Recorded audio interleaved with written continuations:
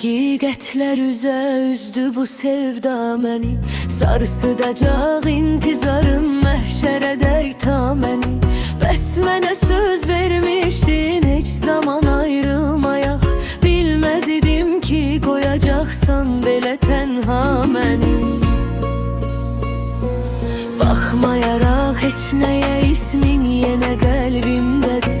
Bir deyə bilmirsən öz dərdi itirsən dədir. Gözlərinin sehrinə düşdün məni ofsunladın. Mən nə günah sahibiyəm söylə günah kimdədir? Sən nə bilirsən axı sevmək nədir? Canı sevgi yolunda vermək nədir? Ey gözümü yaşla dolduran zalım, sən nə bilirsən axı sevmək nədir? Hər gecə ah eyləyirəm nandır əsən küləkləri. Dilləsə bir ahımı min dərd tapacaq ürəklər. Mən bu məhəbbətdə günah eyləmişəm ya savab. Qızmar qara saldı əməl dəftərimə mələklər.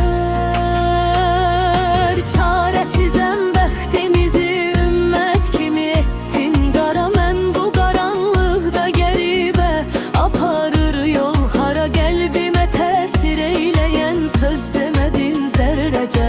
Sən bacardıqca mənim qəlbimə vurdun yara.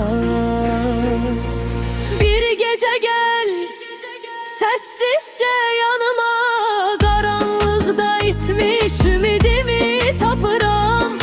Sənsiz dünya soyuq və boş görünür. Hər küncündə adınla doluram.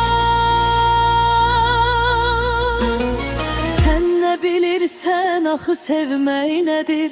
Canı sevgi yolunda vermək nədir? Ey gözümü yaşla dolduran zalım, sən nə bilirsən axı sevmək nədir? Ey gözümü yaşlı qoyan sevgilim, indi mənim halıma gülmək nədir? Hər ahımda, hər dərdimdə sən olmasan bu dünya mənə darı.